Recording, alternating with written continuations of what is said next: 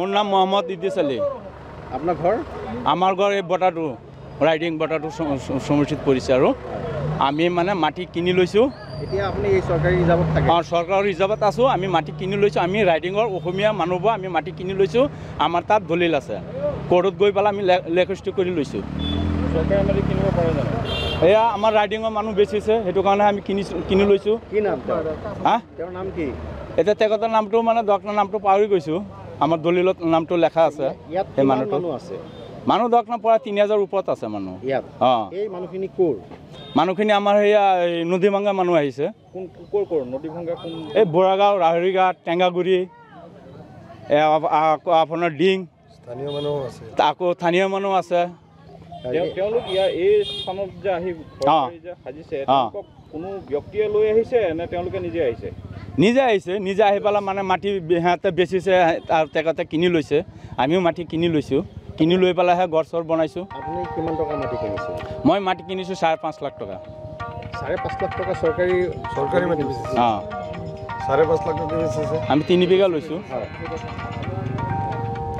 এতিয়া আপোনালোক ক'ত যাব? এতিয়া ক'ত যাম? এতিয়া চৰকাৰে এতিয়া ধৰক না ৰিজাৰ্ভ উৎসৱ কৰি দিছে, এতিয়া যাব লাগিব আৰু। উচ্ছেদ কৰিবই। অঁ, ক'লৈ যাব এতিয়া আপোনালোক? এতিয়া ঠাই নাই আৰু ক'ত যাম? ইয়াতে থাকিব লাগিব। এতিয়া ক'ৰ পৰা আহিছে মানুহ আমি ক'ব নোৱাৰিম নহয়। ক'ৰ পৰা আহিছে, ক'ৰ পৰা আহিছে মানুহ। ইয়াত লোকেল মানুহ আছে, লোকেল মানুহো ইয়াত আছে বুলি নহয়, আছে বহুত আছে।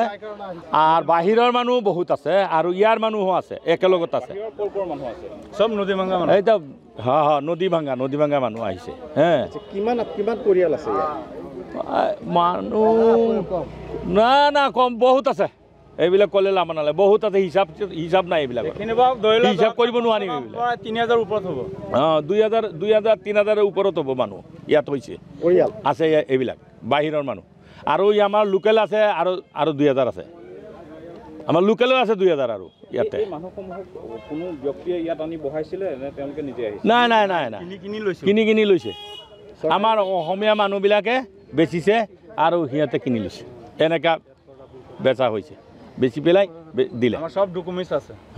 তেনেকুৱা হৈছে এইবিলাক মানুহ। এতিয়া কি কৰিব নকৰিব চৰকাৰে বুজিব, আমিতো একো ক'ব নোৱাৰিম।